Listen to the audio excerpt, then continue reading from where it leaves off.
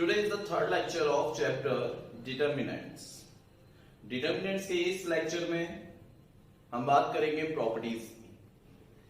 Previous lecture में हम how to expand, किस तरह से हम किसी भी डिटरमिनेंट को सॉल्व करते टाइम उसको किस तरह से एक्सपेंड करते हैं और एक्सपेंड करने के कितने तरीके होते हैं और कहां कहां किस किस एंट्री से हम उसको एक्सपेंड कर सकते हैं, ये सीखा था.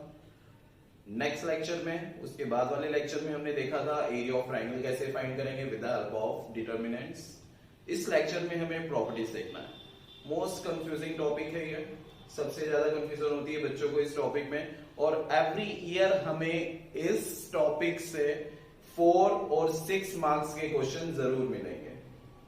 कंफर्म है, या तो 4 मार्क्स का क्वेश्चन या तो 6 मार्क्स का. और ऐसे क्वेश्चन को सॉल्व करते टाइम किस तरह से पता चलता है कि हमें ये मेथड अप्लाई करना है. या तो क्वेश्चन में लिखा होगा विदाउट हेल्प द एक्सपेंडिंग, ठीक है, without help the expanding find the determinants, या दूसरी चीज हमारे पास लिखी होगी with the help of properties. तो दोनों तरीके से हम समझ जाएंगे कि क्वेश्चन को हमें किस रूल से अप्लाई करना है. और उसके बाद कुछ हमारी प्रॉपर्टीज है बहुत इजी तरीके से है, बिल्कुल कंफ्यूज नहीं होंगे. फोकस के साथ यहां पर देखेंगे, सारी की सारी प्रॉपर्टीज क्लियर हो जाएंगे. अगर प्रॉपर्टीज क्लियर हो गई तो क्वेश्चन को सॉल्व करने में बहुत ज्यादा हेल्प मिल जाएगी. तो सबसे पहले हम क्या पढ़ने जा रहे हैं टॉपिक, प्रॉपर्टीज ऑफ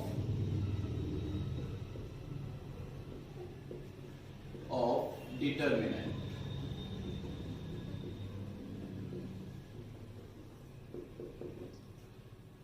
अब डिटरमिनेंट निकालने से पहले समझ लेते हैं किस तरह से रिप्रेजेंट करते हैं. अगर हमें बोला जाए कि हम किसी भी मैट्रिसेस का डिटरमिनेंट डिफाइन कर रहे हैं, ठीक है, तो डिटरमिनेंट को हम किस तरीके से रिप्रेजेंट करते हैं, इस रिलेटिव फॉर्म में भी रिप्रेजेंट करते हैं. ठीक है, तो कंफ्यूज नहीं होना है. अगर यहां पर हमें ये दिख रहा है तो ये किसकी फॉर्म है, डिटरमिनेंट्स की. क्लियर. अगर सपोज दैट कोई एक मैट्रिसेस हमारे पास ए की फॉर्म में है और इसका अगर हमें डिटरमिनेंट निकालना है तो हम कैसे लिख सकते हैं इसको, मॉड ऑफ ए, इस तरह से भी रिप्रेजेंट कर सकते हैं. सिंपल सी चीज है. अब हमें यहां पर जो प्रॉपर्टीज पढ़नी है वो हम किसकी हेल्प से पढ़ेंगे, 3x3 मैट्रिक्स. ये चीज सबको अच्छे से क्लियर होगी. फर्स्ट लेक्चर में ही बता दिया गया था कि डिटरमिनेंट हमारा सिर्फ स्क्वायर मैट्रिसेस में ही पॉसिबल है, अदरवाइज ये पॉसिबल नहीं हो सकता. तो हमें वही चीज देखनी है. यहाँ पर 3x3 के अकॉर्डिंग समझेंगे. 2x2 बहुत इजी है, सो सिंपल, तो इसको नहीं देखेंगे. ठीक है, तो 3x3 के अकॉर्डिंग हम इसकी एक एक प्रॉपर्टीज को समझते हैं 1 by 1. तो सबसे पहले देखते हैं इसकी फर्स्ट प्रॉपर्टी. ओके, तो फर्स्ट प्रॉपर्टी है हमारी, बिल्कुल ध्यान से समझेंगे, इफ आर रो और column. Clear. If are row column, if a row or column has all zeros, then determinant is equal to 0. Clear हुआ. बहुत सिंपल सी चीज थी. If a row or column has all zeros, then determinant is equal to 0. Clear हुआ. क्या है हमारे पास, if are रो. इसको ध्यान से समझेंगे. कोई एक पूरी रो और कॉलम, कोई एक पूरा कॉलम, अगर सब 0 आ रहा है तो उसका डिटरमिनेंट डायरेक्टली हम 0 लिख देंगे विद दिस प्रॉपर्टी. तो करेंगे कैसे, सपोज दैट एग्जांपल एक देख लेते हैं. हमारे पास दिया गया 1 2 3 -67 3 22 और ये वाली रो हमारी पूरी 0 है. क्लियर. ये हमारे पास क्या था, कोई एक मैट्रिक्स. अब हमें इसका क्या फाइंड करना है, डिटरमिनेंट. तो हम इस केस में क्या करेंगे, जो मैट्रिक्स है उसको इस तरीके से लिख देते हैं 1 2 3 -67 3 22 0 0 0. तो हम डायरेक्टली यहां पर क्या लिख सकते हैं, डिटरमिनेंट इज इक्वल टू 0. तो कॉन्सेप्ट क्लियर हुआ. कोई भी अगर हमारे पास कोई एक रो 0 दी गई है तो उसका डिटरमिनेंट क्या हो जाएगा, 0. इसको हम एक्सपेंड करके भी चेक कर सकते हैं. तो हमारा 0 ही हमेशा निकलेगा. ठीक है. तो इसमें कंफ्यूज होने की नीड नहीं है, बस डायरेक्टली हम 0 लिखेंगे और ये प्रॉपर्टी को हम यहाँ पर शो कर देंगे। तो कोई कंफ्यूजन तो नहीं। ये थी हमारी first property, very simple. If a row और कॉलम हैज ऑल जीरोस, अगर इसी की जगह रो नहीं है तो रो की जगह हमारा क्या हो सकता था, 0 भी पूछा जा सकता था। सपोज दैट हमारे पास ये आता 1 2 3 0 0 0 96 1 2, इस तरह से होता। तो हम देख रहे हैं कि ये पूरा कॉलम क्या है, 0। अगर ये कॉलम 0 है तो डिटरमिनेंट इसका भी क्या हो सकता है, 0 हो सकता है। तो कोई कंफ्यूजन तो नहीं, बहुत सिंपल है। फर्स्ट प्रॉपर्टी हमारी। अब आगे नेक्स्ट प्रॉपर्टी तो देखते हैं। ओके, अब सेकंड प्रॉपर्टी देखते हैं। यहां पर क्या है, डिटरमिनेंट। किसी एक मैट्रिसेस का जब हमने डिटरमिनेंट फाइंड किया तो वो डिटरमिनेंट किसके इक्वल निकलेगा, हमेशा ट्रांसपोज के इक्वल आता है। इसका मतलब क्या है, सिंपल सा मतलब है, if all the rows and column are interchanged। Clear हुआ क्या है प्रॉपर्टी हमारी, if all the rows and column are interchanged. यहां पर कुछ स्टेप्स को बिल्कुल ध्यान से समझेंगे। वहां पर आर रो और कॉलम था, यहां पर क्या है, all the rows and column are interchange. Interchange मतलब हम इसको क्या करेंगे, रोज को कॉलम बनाएंगे, कॉलम को रोज बनाएंगे। और ये कब करते हैं, जब हम ट्रांसपोज फाइंड करते हैं। तो देखते हैं किस तरीके से करेंगे। सपोज दैट हमने कोई एक डिटरमिनेंट सॉल्व किया, उस डिटरमिनेंट की वैल्यू हमने लिखा 1 2 2 3 -1 1 0 6 8 1 2, ये हमारा डिटरमिनेंट है। और हमने इसको सॉल्व किया, ठीक है, जैसे मर्जी सॉल्व करना है। हमने इसको जब सॉल्व किया तो इसकी वैल्यू क्या आ रही है, सपोज दैट p आ रही है इसकी वैल्यू, सपोज। क्लियर। अब इसको हम क्या करें, इंटरचेंज करेंगे। अब हम इसका पहले क्या करेंगे, ट्रांसपोज करके। जब हम इसका ट्रांसपोज करके निकालेंगे तो इसकी रोज किस में कन्वर्ट हो जाएंगी, कॉलम में। 1 0 6 8 1 2, क्या किया हमने, रोज को किस में कन्वर्ट किया, कॉलम में। अब जब हम इसका फिर से अगर हम निकालेंगे डिटरमिनेंट, तो वो किसके इक्वल आएगा, p के इक्वल। तो कोई भी चेंज नहीं होता। हमने क्या किया, रोज को कॉलम में या कॉलम को रोज में कन्वर्ट किया, तो डिटरमिनेंट जो निकलता है वो हमेशा एक जैसा ही रहता है। ये थी इसकी second property, all the rows and column are interchange. तो कोई इफेक्ट नहीं पड़ता उसके डिटरमिनेंट्स के ऊपर। तो क्लियर हुई सेकेंड प्रॉपर्टी। पेन पेपर साथ में लेके बैठेंगे और सारी प्रॉपर्टी को नोट करते जाएंगे विद एग्जांपल, ठीक है। और उसके बाद एक एक क्वेश्चन अप्लाई करो, हर एक क्वेश्चन में उसको सॉल्व करो, क्लियर हो जाएगी प्रॉब्लम, ठीक है। तो नेक्स्ट प्रॉपर्टी है हमारे पास, बिल्कुल ध्यान से देखेंगे। इफ एनी टू रोज और कॉलम, ठीक है, यहां ध्यान देंगे, यहां पर और लिखा है एंड नहीं लिखा। इफ एनी टू रोज और कॉलम्स आर इंटरचेंज्ड,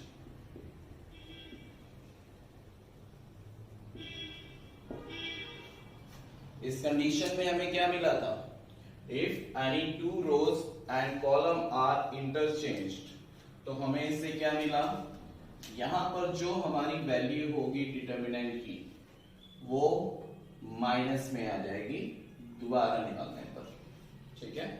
सिंपल सी चीज है, समझ में आया कि यहां पर जो हमारी डिटरमिनेंट की वैल्यू होगी वो किसके अपोजिट हो जाएगी, माइनस के इक्वल आएगी। तो सिंपल सा फंडा हमारे पास यहाँ क्या है, एनी टू रोज, या किसी भी दो रोज को इंटरचेंज कर दो या किसी भी दो कॉलम को इंटरचेंज कर दो। रोज को इस तरह से दो रो है, इसको ऊपर किया इसको नीचे कर दिया, दो कॉलम है, इसको इधर किया इसको इधर कर दिया। जो इंटरचेंज होने का प्रोसेस हुआ दोनों के बीच में, उसके बाद जब हम डिटरमिनेंट निकाल लेते हैं दोनों की वैल्यू में क्या हो जाता है, माइनस का बस चेंजमेंट रह जाता है, ठीक है। तो एग्जाम्पल लेके देख लेते हैं। जैसे हमने कोई एक डिटरमिनेंट लिया, उसको हम सॉल्व कर रहे हैं, 1 2 3 -1 6 3 2 1 8, क्लियर। अब इसको इंटरचेंज करने का प्रोसेस क्या है, पहले हम रोज को करके दिखाते हैं। हमने क्या किया, R2 को इंटरचेंज किससे कर दिया, R3 के। इंटरचेंज के प्रोसेस में दोनों साइड एरो रहता है, बिल्कुल ध्यान से देखेंगे। अब हमने R2 और R3 को आपस में इंटरचेंज किया। जब हमने इसके पहले जब हमने इसका डिटरमिनेंट सॉल्व किया तो सपोज हमारी वैल्यू एक a निकल रही थी, कोई भी एक वैल्यू निकल रही थी। जब हमने इसका डिटरमिनेंट एक्सपेंड करके सॉल्व किया, वैल्यू क्या निकल रही थी, a। अब जब हमने इसकी वैल्यू को इंटरचेंज किया तो इंटरचेंज करने के बाद कंडीशन क्या आ रही थी, 1 2 3। R1 से कोई मतलब नहीं है, दिस इज R1, R1 से कोई मतलब नहीं है, this is R2 and R3। इन दोनों को इंटरचेंज करेंगे, R3 को ऊपर लिख दो, R2 को नीचे लिख दो। 2 1 8 -1 6 3। जब इसको हमने एक्सपेंड करके सॉल्व किया तो बस थोड़ा सा चेंज होगा, ये -a निकलेगा, ठीक है। जो उसका मैग्नीट्यूड होता है उसमें कोई चेंज नहीं होगा, बस वैल्यू में माइनस आ जाता है। क्लियर हुआ, बस साइन चेंज हो जाते हैं, यहां माइनस है तो यहां प्लस हो जाएगा, यहां प्लस है तो यहां माइनस हो जाएगा, सिंपल सी चीज है। क्लियर, तो कहने का मतलब है अपोजिट साइन नहीं भी कर रहा है, यहां -20 आता तो यहां हम क्या लिखते हैं, माइनस इंटू -20, तो कितना हो जाता, +20। तो कोई कंफ्यूजन थर्ड प्रॉपर्टी बस हमारी इतनी है, इफ एनी टू रोज और कॉलम्स आर इंटरचेंज, किसी भी दो रोज या कॉलम को जो हम इंटरचेंज करते हैं तो हमारा डिटर्मिनेंट माइनस के इक्वल हो जाता है। क्लियर, नेक्स्ट प्रॉपर्टी देखते हैं इसी के साथ। ओके बच्चों, फोर्थ प्रॉपर्टी देखते हैं। इफ एनी टू रोज और column are identical or proportional,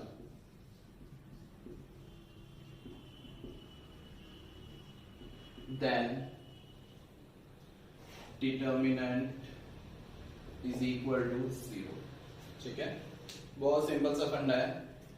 if any two rows और कॉलम, क्या ध्यान देना है, एनी टू रोज और कॉलम्स, पहले हम समझते हैं आइडेंटिकल क्या है, और दूसरी बार बोला गया है proportional, then determinant is equal to 0। Simple सी बात बोली गई है, अगर हमारे पास कोई दो रोज या कॉलम आइडेंटिकल है, आइडेंटिकल का मतलब समझते हैं पहले क्या होता है, आइडेंटिकल मतलब एक जैसे, ठीक है। कोई भी दो रोज सेम है, इसका मतलब क्या है, कोई भी दो रोज अगर सेम है तो डिटर्मिनेंट हमारा क्या हो जाएगा, 0 के इक्वल हो जाएगा। तो एग्जांपल ले लेते हैं, 1 2 3 -7 8 9 1 2 3। हमें क्या करना है, इसका डिटर्मिनेंट सॉल्व करना है। जब हम इसको सॉल्व करेंगे तो देखेंगे क्या, यहां पर क्या हमें दिख रहा है, row first and row third. ये हमारी रोज भी हो सकती है, कॉलम भी हो सकता है, ठीक है।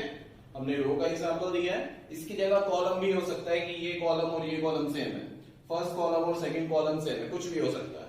यहां पर हम क्या देख रहे हैं कि फर्स्ट रो और थर्ड रो क्या है, आपस में सेम है, तो लिख देंगे R1 and R3 are same, ठीक है, या आइडेंटिकल, आर आइडेंटिकल, कुछ भी लिख सकते हैं, सेम भी लिख सकते हैं, कोई इश्यू नहीं है। R1 and R3 are identical, then determinant is equal to 0। Solve हो गया, समझ में आया क्या है फोर्थ प्रॉपर्टी। जब हमारे पास कोई भी दो रोज और कॉलम आइडेंटिकल मतलब एक जैसी है तो हमारे पास डिटर्मिनेंट की वैल्यू क्या आ जाती है, 0। इसी तरह एक और एग्जांपल देख लेते हैं हम। अगर प्रोपोर्शनल का केस बोला गया हमारे पास, अगर हमारे पास यहां पर क्या बोला गया, प्रोपोर्शनल का केस बोला गया, ये एग्जांपल ले लेते हैं। क्वेश्चन है हमारे पास 1 2 3 -7 8 9, यहां पर हमने लिख दिया 4 8 12, ठीक है, देख रहा है क्वेश्चन। यहां पर क्या है 1 2 3 -7 8 9 4 8 12। कोई भी रो देखो ध्यान से देखें, कोई भी रो या कोई भी कॉलम, क्या उनके बीच में कोई ऐसा रिलेशन बन रहा है कि जिसमें मल्टीप्लाई करने पर एक जैसी वैल्यू आ रही है? यही तो प्रोपोर्शन का मतलब होता है कि मतलब उसका रेशियो एक जैसा आ रहा हो। रेशियो का मतलब क्या है, कोई एक पर्टिकुलर वैल्यू को हमने मल्टीप्लाई किया जिससे सेम वैल्यू आई, या कोई एक पर्टिकुलर वैल्यू को हमने डिवाइड किया आपस में। कंफ्यूज ना हो, सिंपल सी चीज देखो, यहां पर 1 में हमने क्या मल्टीप्लाई किया 4, तो 4 का सम में मल्टीप्लाई करो, 4 2 8 4 3 12। अगर इस फॉर्म में क्वेश्चन दिख रहा है तो हम क्या कहेंगे कि प्रोपोर्शनल है। समझ में आई बात? 4 था, इस पूरी वैल्यू में 4 का मल्टीप्लाई हो रहा है, 4 1 4 4 2 8 4 3 12, कुछ भी हो सकती है वैल्यू, और एक ऐसी वैल्यू जिसका प्रोपोर्शन सेम आ रहा हो। क्लियर है? प्रोपोर्शन पढ़ चुके होंगे प्रीवियस क्लास में, तो प्रोपोर्शन जहां पर सेम आ रहा है तो वहां पर हमारी वैल्यू क्या हो जाती है, तो यहां पर लिख देंगे row 1 and row 3 are proportional,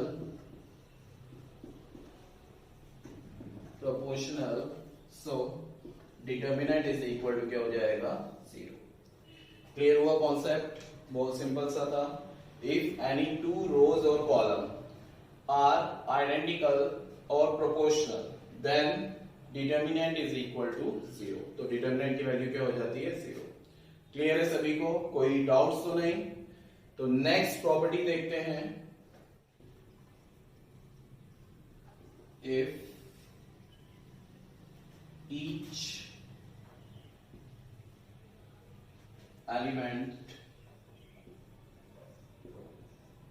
of row or column, if each element of a row or columns of a determinant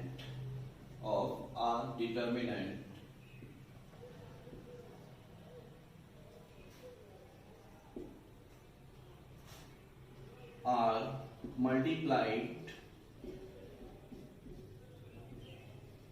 by, कोई भी वैल्यू ले सकते हैं यहां पर, मल्टीप्लाइड बाई के, वो वैल्यू 0 के इक्वल नहीं होनी चाहिए। ठीक है? If each element of rows और column of a determinants are multiplied by K, और वो वैल्यू 0 के इक्वल नहीं होनी चाहिए, देन डिटर्मिनेंट, तो उस कंडीशन में हमारा डिटर्मिनेंट क्या निकलता है, is equal to k into that value.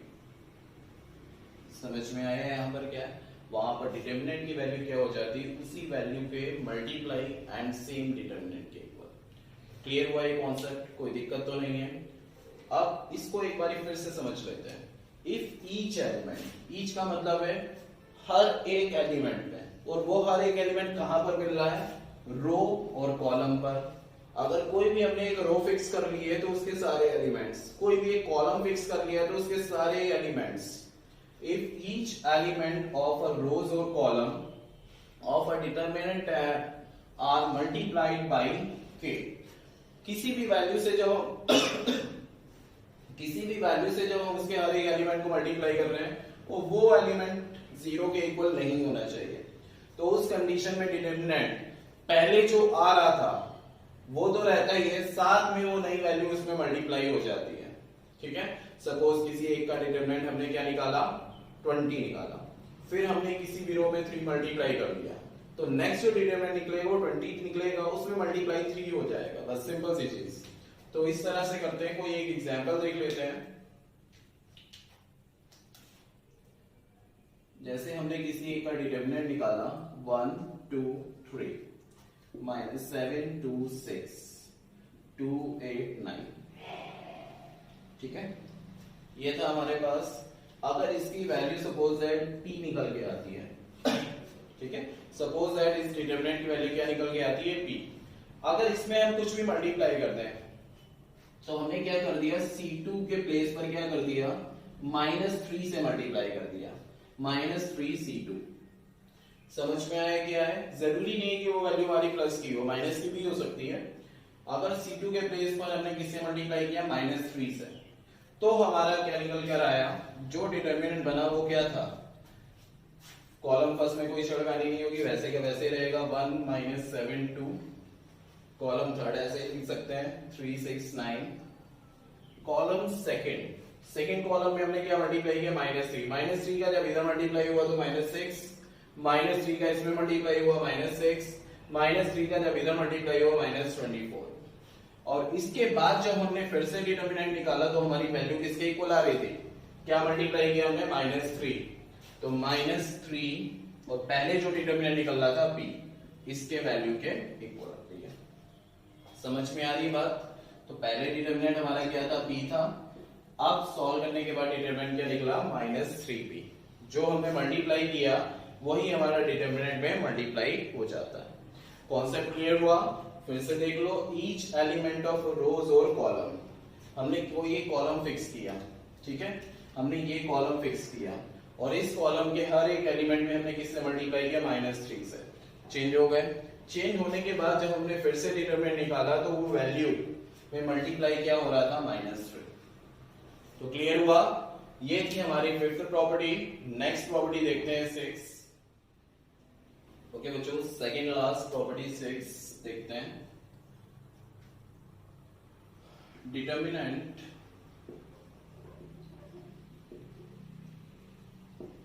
Can be split of a row or column is expressed as sum of two or more terms. Confusion समझते हैं। Determinant can be split. कभी भी हम डिटर्मिनेंट निकालते हैं, थोड़ा एग्जांपल देख लेते हैं, ज्यादा समझ में आएगा। एग्जांपल है हमारे पास, जैसे हमने लिख दिया 1 2 3 4 5 6 1 2 1। इसमें हमने क्या कर दिया? सपोज हमने यहाँ पर p ऐड किया, यहाँ पर q ऐड किया, यहाँ पर हमने r ऐड किया, ठीक है। इसी तरह की वैल्यू ऐड होगी, वेरिएबल्स में ही ऐड होती है मोस्टली। सपोज कोई नंबर भी ऐड है तब भी चलेगा, कोई प्रॉब्लम नहीं है। नंबर्स को लिखा होगा तो नंबर को हम स्प्लिट क्यों करेंगे? पहली चीज, अगर हमारे पास कोई एक वेरिएबल है तो क्या बोला गया है? Determinant can be split. Determinant जो है हमारे पास वो क्या हो सकता है? स्प्लिट हो सकता है। क्या हो सकता है? स्प्लिट हो सकता है। स्प्लिट किसको कर रहा है? किसी एक रो को या किसी एक कॉलम को। अब स्प्लिट किसमें कर रहा है? इज एक्सप्रेस, कैसे एक्सप्रेस कर रहा है? सम ऑफ टू और मोर टर्म्स। किसमें एक्सप्रेस कर रहा है? दो या दो से ज्यादा टर्म्स में एक्सप्रेस कर रहा है। वो डिपेंड करता है इसमें कितने टर्म्स ऐड है उसके ऊपर, ठीक। तो आगे देखते हैं, जब हम इसका डिटरमिनेंट निकालेंगे वो किस तरीके से कर सकते हैं। स्प्लिट टू और मोर टर्म्स। 1 प्लस p, तो हमने 1 लिखा, यहाँ 2 लिखा, यहाँ 3 लिखा। नेक्स्ट है 4 5 6, उसके बाद क्या है? 1 2 1। अब देख रहे हैं यहां पर कि ये ऐड है, क्या करेंगे? स्प्लिट करेंगे। स्प्लिट करने के लिए वो ऐड हमने यहां पर लगाया। ऐड लगाने के बाद बचा क्या हमारे पास? P Q R. अब यहां पर कंफ्यूज नहीं होना, पी क्यू आर जो हमने लिखा है बाकी की वैल्यूज वैसी रहती है। हमने किसको स्प्लिट किया है? यहां पर बोला गया था आर रो और कॉलम, जहां पर जिस रो और कॉलम में काम करते हैं बाकी सबको वैसे ही रहने देते हैं। हमने काम यहां पर किया इस फर्स्ट रो में, बाकी सब वैसे ही रहेगा। तो हम यहां पर लिखेंगे 4 5 6 1 2 1। अब आगे सॉल्व कैसे करें? एक्सपेंड करके इसको सॉल्व कर सकते हैं, इसको सॉल्व कर सकते हैं, ऐड कर सकते हैं। अब रही बात एक्सपेंड क्यों करेंगे, यहां कोई ना कोई प्रॉपर्टी फॉलो हो जाएगी जिसके बाद हम सॉल्व कर पाएंगे, ठीक है। तो इतनी बात समझ में आई किस तरीके से हम कर रहे हैं। अब एक और इसका एग्जांपल देख लेते हैं, इसको रफ करते हैं। ओके, तो एक और एग्जांपल लेते हैं। जैसे हमारे पास अभी था 1 2 3 4 5 6 1 2 1। हमने यहां पर क्या ऐड किया था? p, Q R. ठीक है, अब यहां पर हमने क्या ऐड कर दिया, एक रो में तो ऐड है। सपोज कभी कभी ऐसे क्वेश्चन भी आ जाएंगे जहां पर हमारे पास एक से ज्यादा वैल्यूज ऐड होंगी, एक से ज्यादा रोज में वैल्यू ऐड होगी। तो यहां पर हम करेंगे कैसे, बच्चे यहां पर मिस्टेक क्या करते हैं वो भी देखते हैं। पहले सबसे पहले हमने क्या किया, 1 2 3 लिखा, 4 5 6 लिखा, 1 2 1 लिख दिया। ठीक है, अब यहां पर हम क्या देख रहे हैं, P है, हमने जैसा अभी बताया P Q R। ठीक है, और दूसरे स्टेप में क्या है, 4 5 6 तो लिख चुके हैं, S T U लिख दें, S T U लिख दें, और उसके बाद क्या करें, 1 2 1। और यहीं पर मिस्टेक हो गया, और यहीं पर क्या हो गया, मिस्टेक हो गया। क्वेश्चन में क्या बोला गया, स्प्लिट ऑफ अ रो और कॉलम। क्या बोला गया, कोई एक रो लेंगे या कॉलम लेंगे, एक साथ हम दो दो रोज को स्प्लिट नहीं कर सकते। सबसे ज्यादा मिस्टेक करने वाली चीज में क्वेश्चन यही है कि एक साथ दो दो रोज को स्प्लिट कर दिया जाता है, नहीं करेंगे। बोला गया आ रो और कॉलम, सिंपल सा मतलब है इसका कि हम चेंज करेंगे तो किसी एक रो को, चेंज करेंगे तो किसी एक कॉलम को, दो रोज को एक साथ स्प्लिट नहीं कर सकते, जो वहां पर हो गया। ठीक, तो यहां पर हमारी मिस्टेक को ठीक करेंगे, 1 2 3 1 2 3 ऐसे रहेगा। दूसरा हमने स्प्लिट किया P Q R ऐसे रहा। यहां पर हम स्प्लिट नहीं कर सकते, इसको हम S T U, यहां पर पूरा लिखेंगे 4 प्लस S, यहां पूरा लिखेंगे 5 प्लस T, यहां पूरा लिखेंगे 6 प्लस U। तो क्लियर हुआ। अब बची बात, इसको सॉल्व कैसे करेंगे, ऐसे क्वेश्चंस कर चुके हो ना, तो इसके अब दो पार्ट्स बनेंगे और सेम इसके दो पार्ट्स बनेंगे।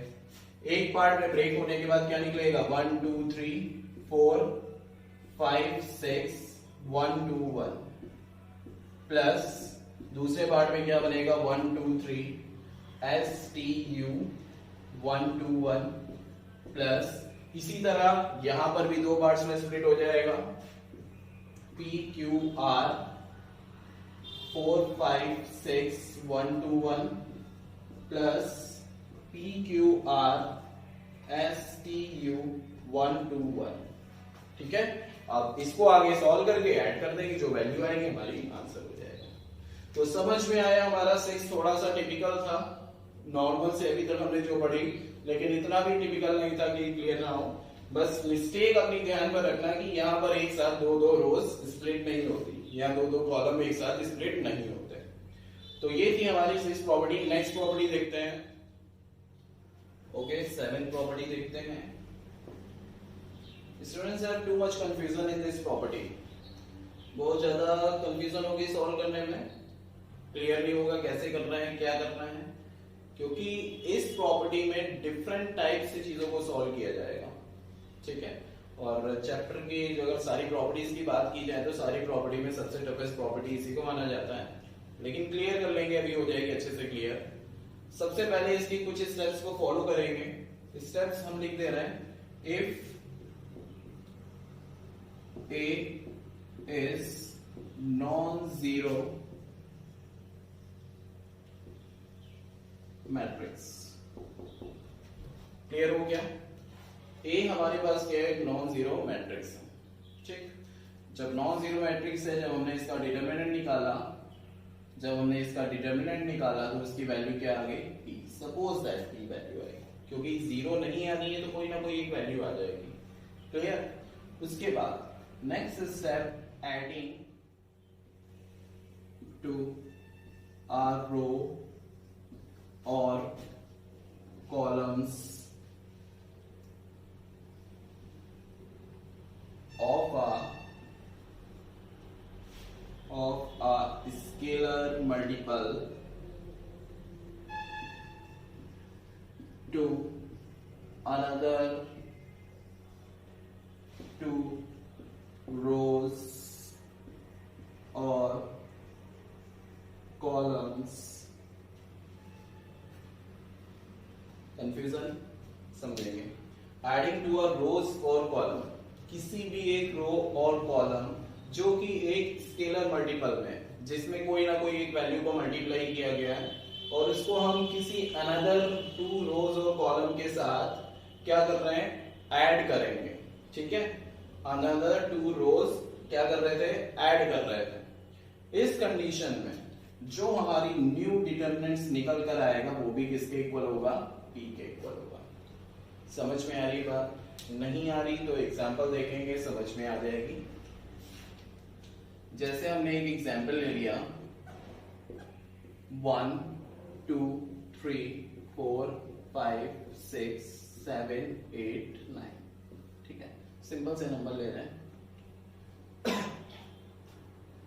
अगर हमने इस डिटरमिनेंट को सॉल्व किया तो इसकी वैल्यू क्या आ जाएगी, p आ जाएगी। सपोज p आ जाएगी। ठीक, अब इसमें क्या क्या करें अकॉर्डिंग टू क्वेश्चन जो हमसे बोला गया है, एडिंग टू रो और अ कॉलम।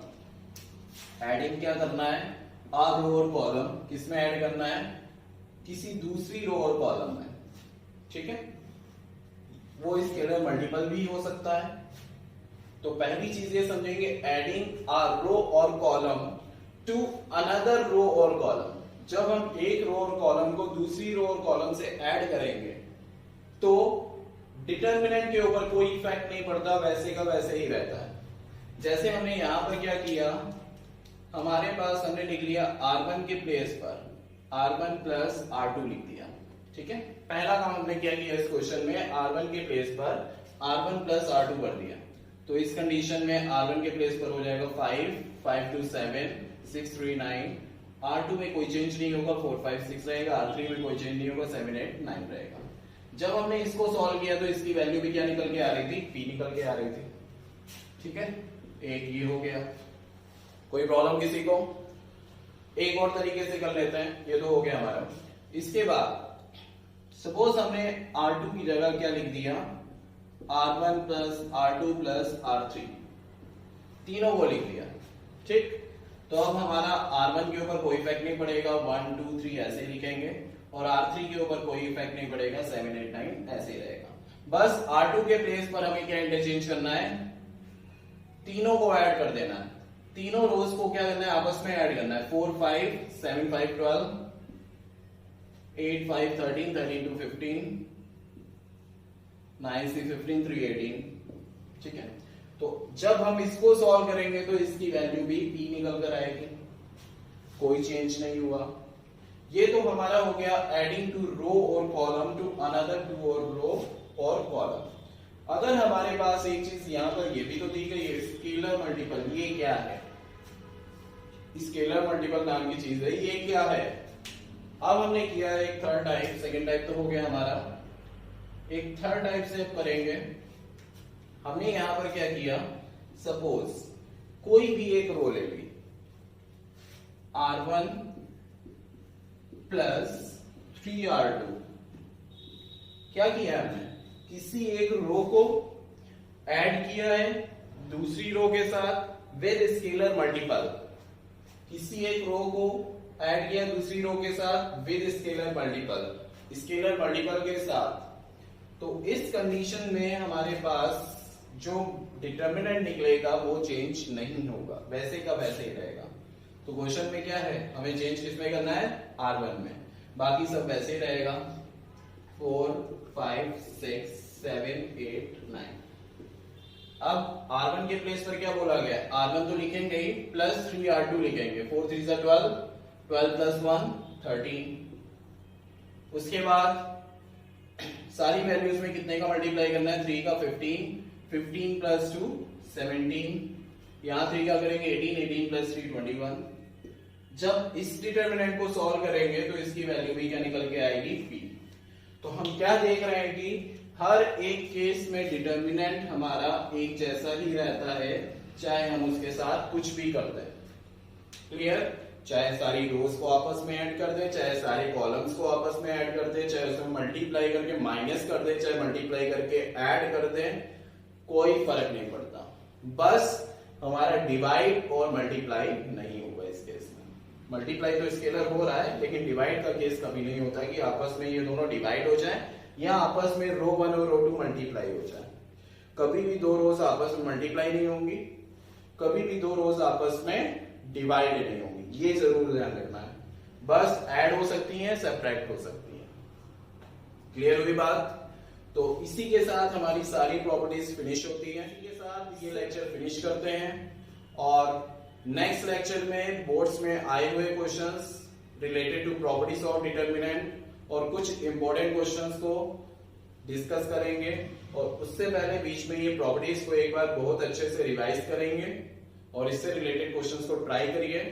और नेक्स्ट लेक्चर में मिलते हैं इसकी कुछ क्वेश्चंस के साथ which are very important for